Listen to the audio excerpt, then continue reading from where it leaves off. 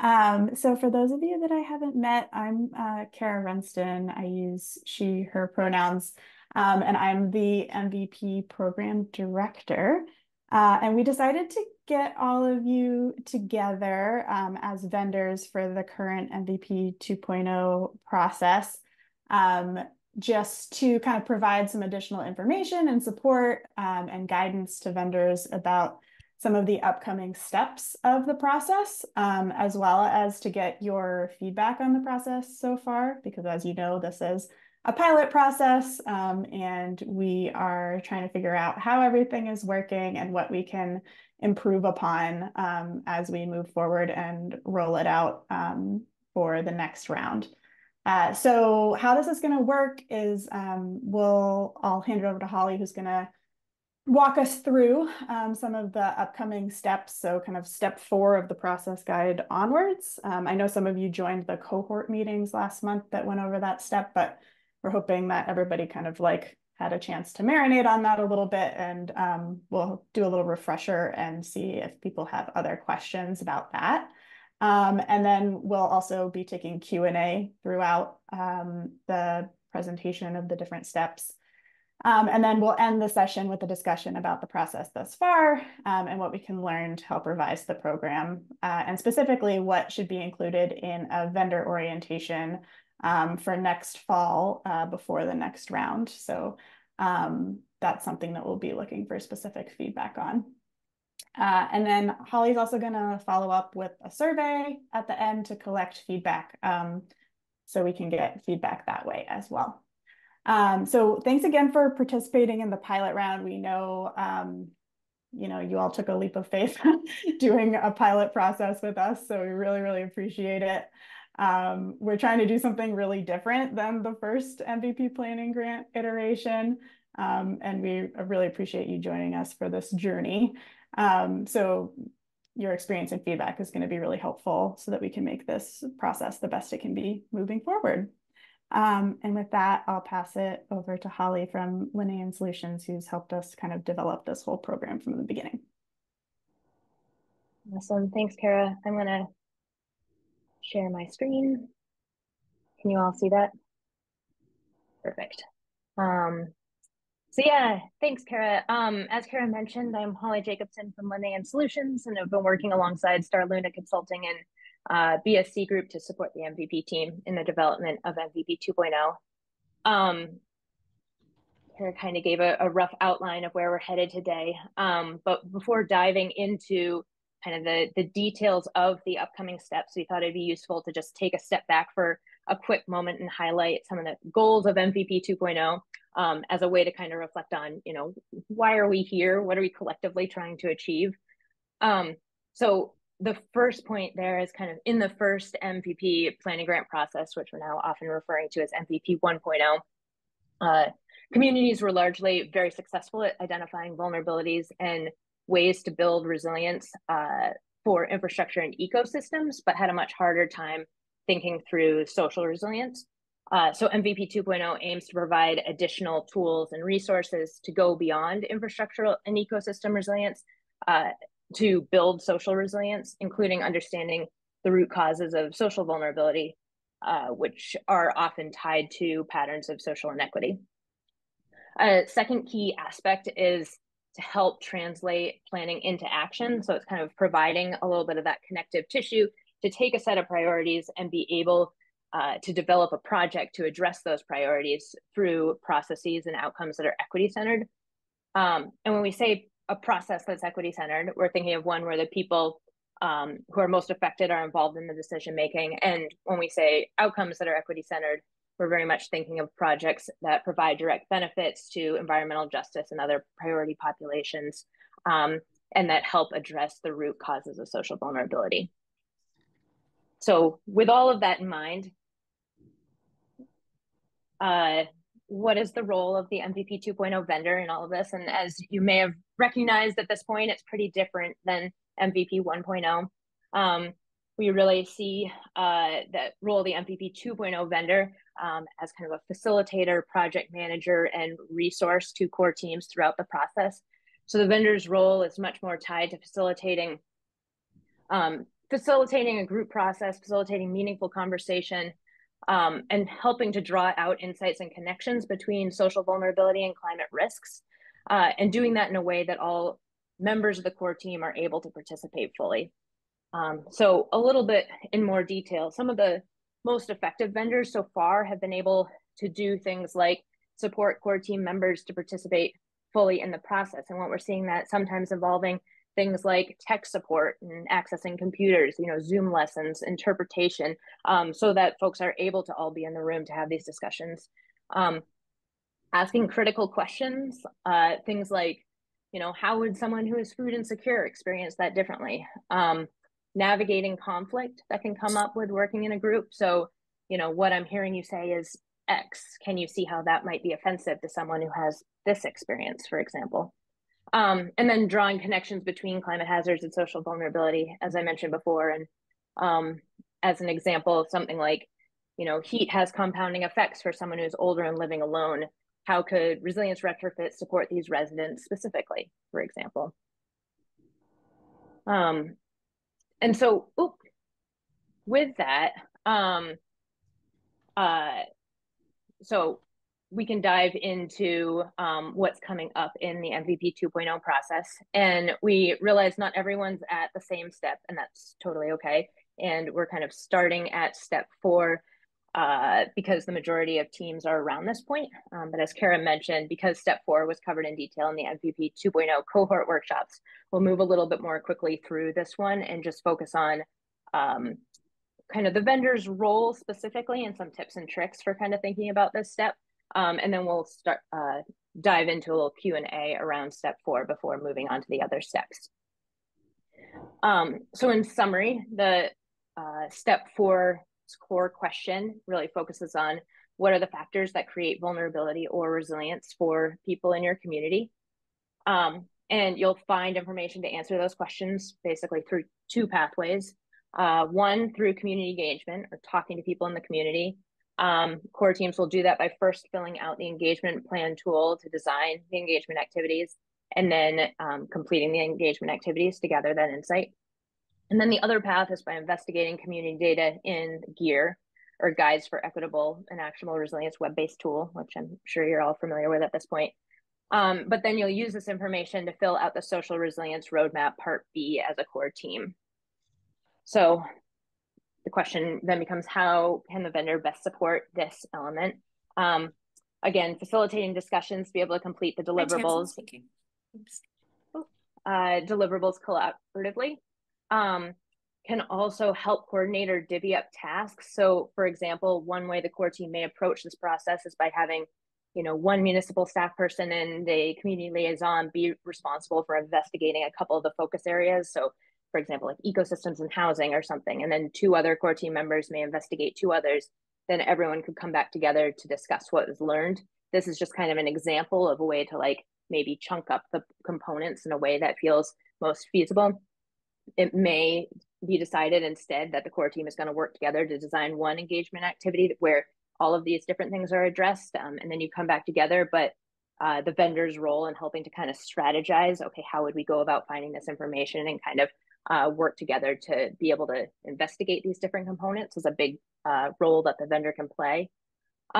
We also recommend being the group scribe during these discussions. So basically taking notes as the core team is discussing and then helping to draft up responses for then further review by the core team.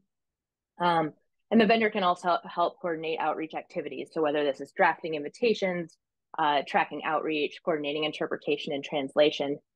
But one thing that we really wanted to emphasize is that the vendor shouldn't necessarily be the one reaching out to or holding conversations with community members specifically, because ideally these relationships are being built with members of the core team with the community members, and the idea that these are building lasting relationships within the community around building resilience and not necessarily with a vendor that would then leave. So a few tips, tricks, and things to note basically about step 4. When thinking about the engagement plan, one point of clarification that I think it just helps people kind of differentiate these documents. The engagement plan is where you plan the engagement activities, whereas you'll document engagement activities in the other tools for steps 4, 5, and 6. And documenting is fairly simple. It's just note the date, a brief description, link to notes or photos, and describe whether the event was successful. You've also likely heard a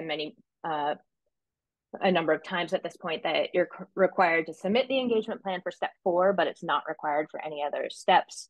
But it still could be a useful tool to use, and it also could be useful outside of MVP 2.0. It's kind of designed to be a multi-purpose tool, but specifically for step 4 is when it's required. And when you're filling out the engagement plan, consider how you'll reach back out to those community members in future steps to vet the resilience priorities and the idea for the seed project. So it helps to think a little bit ahead of time. A few tips, tricks, and things to know about the Social Resilience Roadmap, Part B. And those of you that have already explored this know it already, but it has 8 sections, so housing, transportation, ecosystems, etc. It's okay if you can't do it all. Start with what's most important, and we're recommending that teams aim to complete 5 sections. And it's also really okay if the information doesn't fit neatly into one category. We recognize that there's so many intersections between these different systems that oftentimes it's really hard to parse it out. So feel free to cross-reference sections if you need to. And if there's something that comes up that doesn't feel like it fits in any of them, feel free to create a new category if needed. This isn't necessarily to say these are the only aspects of climate or community systems that are affected by climate change. It's just trying to get core teams thinking across a range of different systems. So it's definitely not all inclusive. So one other tip that we would just recommend is or one option is to skip over the community section of the Social Resilience Roadmap and come back to it. This is mainly just because I think sometimes the community section causes a little bit of confusion. And so it'll just make more sense after doing the other sections, and we may end up just moving that later on in the document for future rounds. 2 more tips. At the bottom of each section in the Social Resilience Roadmap, there are tips for gathering information to answer the questions. So these tips are things like for filling out the housing section, you may want to speak to these people, or may want to ask people this type of question, or may want to explore this data in the GEAR. And so this can be helpful to look at when designing the engagement activities. And then finally, make sure the answers written in the Social Resilience Roadmap are really kind of summaries or a synthesis of what the core team has learned through these investigations. It's not necessarily a tool to be collecting the data and filling those out with that data, but rather kind of a synthesis of saying like, okay, this is what we've heard. All right, so step 5 is focused on revisiting resilience priorities. So the core purpose of this step is using the findings from step 4 to update the community resilience priorities that were set during MVP 1.0 or the MVP planning grant process. And you'll do this by completing the Resilience Priorities Guide, which involves reflecting on the findings from step 4, creating an updated list of community resilience priorities based on new understanding, and vetting those updated priorities with the community. And what you end up with are updated community resilience priorities, which then inform the selection of a seed project in step 6. Sorry. So this is a little bit of a peek at the tools if you guys haven't looked up ahead too much. This is the Resilience Priorities Guide. Just like the other tools, it asks questions that will guide the core team through a thought process with questions such as, do your priorities from MVP 1.0 align with what you've heard through the Uncovering Social Resilience process? What changes should be made to the community's original resilience priorities given the additional insight you've gathered? And we want to emphasize that how the core team makes changes to these priorities could take a wide number of formats. It'll probably most definitely involve adding new priorities. It could also involve deleting old priorities that no longer feel relevant, or could have maybe no longer feel relevant because progress has been made on that priority. It could also involve adapting existing priorities in new ways that kind of expands or narrows or evolves the focus based on new information. So as kind of an example of what kind of that adapting focus could look like, originally the community may have been concerned with how climate hazards may affect access to food, and they may have focused on how grocery stores need to do contingency planning to prepare for flooding or power outages, for example. And but after talking to community members about existing vulnerabilities created by food insecurity, the idea about what it takes to build food system resilience may at this point take a much wider lens. And so the priority may become, building a more robust network of ways to access affordable and healthy food within the community that has applicability for building community resilience kind of in these instances of climate emergency and on a day-to-day level. And just kind of another way to think about this through another example. One other idea could be that maybe during the MVP 1.0 planning grant process, the community identified flooding in a particular neighborhood that had a high number of renters, and there was a priority focus on upgrading culverts and roads to prevent damage to roads and homes.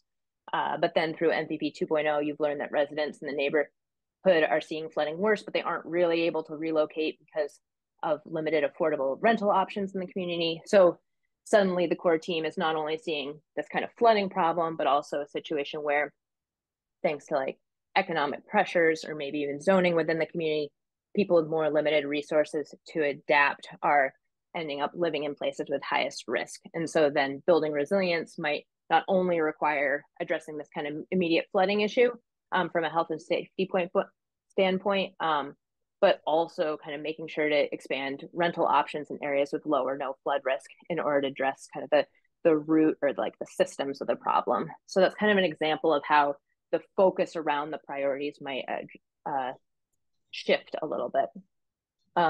We also want to just kind of flag that we recognize that's a very different process and kind of line of questioning that gets core teams to this point.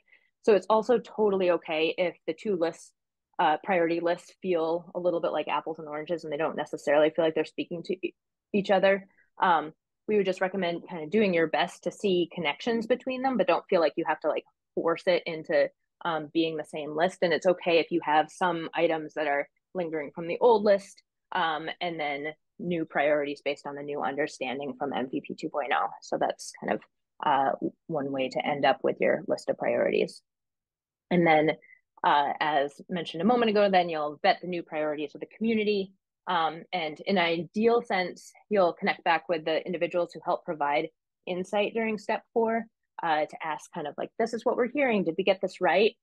And so if you collected email addresses, you can invite people to a follow-up event or send out a survey, for example. If your original outreach was a little bit more place-based, like something like talking to people at bus stops, for example, you could go back to that bus stop and get insight from folks who likely have similar priorities, even if they aren't the exact same individuals, but it could be talking about kind of similar concerns that they had brought up earlier. And from there, you'll move on to step 6, which is selecting a seed project. The core purpose of step 6 is to develop a seed project idea based on the community resilience priorities.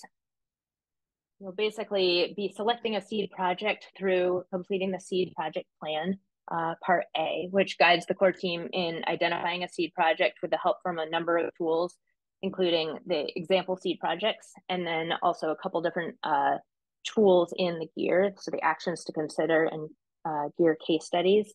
And then at the end of this step, you'll, or just like step 5, you'll vet the seed project with the community. And then as an output, you'll have a community supported seed project idea, which you'll then use to develop an implementation plan in step 7. So here's a peek at the tools from step 6. So this is part A, the seed project selection. And it, again, asks questions to guide the core team through a thought process. So it asks questions like, what actions are needed to achieve the outcomes you outlined, and propose a potential seed project that involves executing or some or all of these described above, and consider what could be accomplished in 9 to 10 months with funding up to $50,000.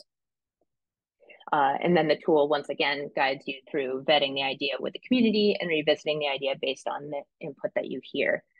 And one thing to note here is that by the time you get to this point of the process, it's possible that it will still be important to kind of get input from a wide breadth of the community or kind of vet it again with kind of a wide breadth. But it also could be possible that at this point you're kind of narrowing in on something where, so pulling on that other example from before, maybe a big top priority is addressing flooding within a particular neighborhood. So at this point, it could be possible that it may be most important to be in regular communication with a set of community members, neighborhood groups, or community-based organizations, and like wanting to flag specifically environmental justice and other priority populations within that particular neighborhood in order to vet the project idea. So those particular neighborhood groups may be the ones that you're continuing this conversation because you're kind of going down this path of this particular priority and seed project. And then here's a glimpse at the other tools that may be helpful in identifying a seed project. I definitely recommend reading through the example seed projects just to see if any kind of align or spark any ideas related to the priorities that have been identified. They can also be helpful in providing ideas about how to scope a project potentially and how to think through those components. And then I'd also explore the actions to consider in case studies under the GEAR guides by primarily focusing first and foremost on the topics that are most relevant to the community that the community is focused on. So for the example that I just gave, you probably want to dive into the housing plus inland flooding GEAR guides, for examples, and kind of explore those actions to consider. And then those can help spark ideas or kind of get the wheels turning as well, just to provide examples.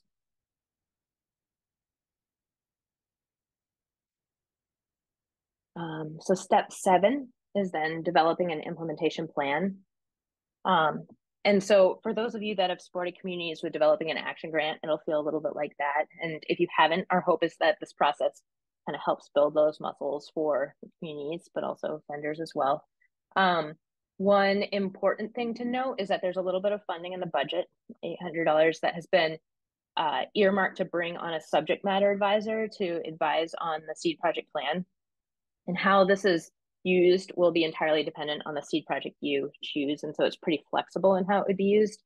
As a few different examples, if the seed project is focused on integrating resilience into zoning codes, you could reach out to someone with like legal planning or zoning expertise to help think through what a process could look like.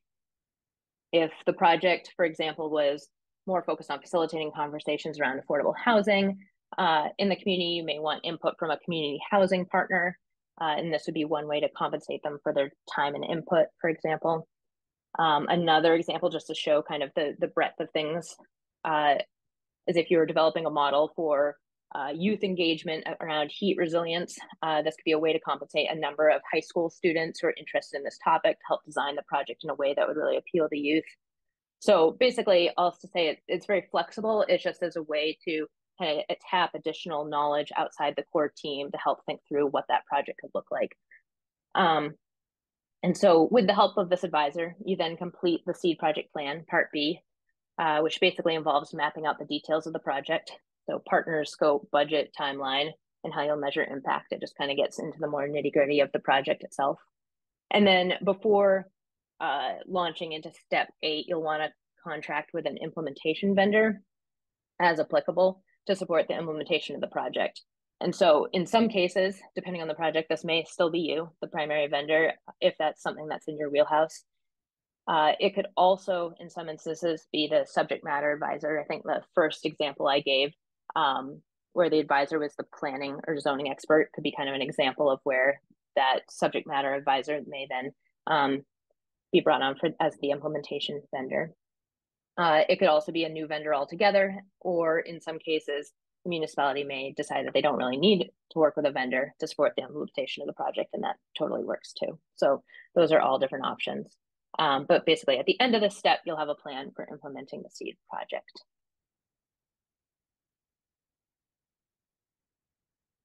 And again, this just gives a quick glimpse into the types of questions you'll be asked as part of the seed project plan part B.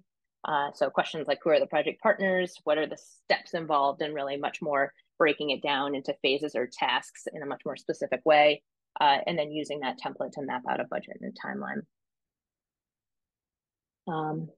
So to circle back to kind of this question of how the vendor can best support, and with looking at more broadly across all steps 5 through 7, in many ways, it's very similar to step 4. It's kind of the same same roles in terms of facilitating discussions to complete deliverables collaboratively. So in terms of trying to reset priorities and fill out the seed project plan. Again, helping to coordinate and divvy up tasks across the core team if it makes sense to focus on different questions and then come back together and discuss them. Being the group scribe again and drafting up responses, and then helping to coordinate outreach activities when vetting the priorities and vetting the seed project. And again, just kind of emphasizing that ideally it would be the core team members that are having the direct conversations while vetting the priorities, so that those relationships are really built within the municipality.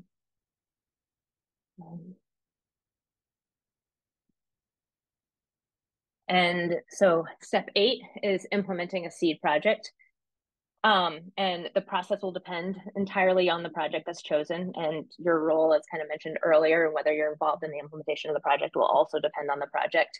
But the output is basically the implemented project that begins to build equitable community resilience. So it's kind of a little bit more of an open-ended step at the moment.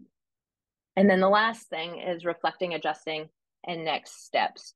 And so it focuses on reflecting on the process in order to evolve it for future resilience building activities in the community. And how we've set this up, basically each member of the core team does the reflection individually, and then essentially you bring together the core team to then fill out a group reflection roadmap and kind of discuss the questions together. We want to flag that in this pilot phase, it's part of the vendor's scope to participate in this reflection and to facilitate the reflection process.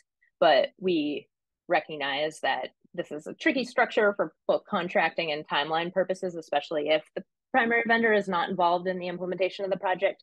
So we do want to flag that we recognize that in future rounds, we'll probably adjust it so that the core teams complete the reflection on their own without the support from the primary vendor. And then lastly, as the final step, core teams will close out the process by submitting the MVP 2.0 final submission form with all the deliverables. And that's kind of the wrap up of the MVP 2.0 process. There's 2 QR codes that I've included here. One is for a feedback survey. So basically, if you continue to walk away from this and have lingering thoughts and say, oh, I wish I had brought that up, this survey, basically feel free to fill it out. It basically asks the exact same questions that we asked here, but if you think of additional things, or we will also be sending it out to the folks that were not in this room to collect more information along the same questions. So you can also keep an eye out for the link if you don't want to pull up the QR code here. The other thing I wanted to mention is that we're offering office hours to help answer questions. So as you continue to get further along in the process and you're wrestling with a particular challenge with one of the tools, for example, the first session is next Tuesday, I believe at 1 p.m. But there's a number of sessions over the next couple of months, and we'll keep on updating that. So feel free to sign up for those office hours. And it can be another way to help answer questions or kind of troubleshoot on specific challenges as we continue to go along. And with that, Kara, would you like to close this out? Sure. Yeah, thank you everybody for joining. This is a really rich discussion. I'm really glad that we got everyone together. Definitely been noting down all of your great ideas. And we'll be kind of digesting those and figuring out how we can incorporate them into the next round.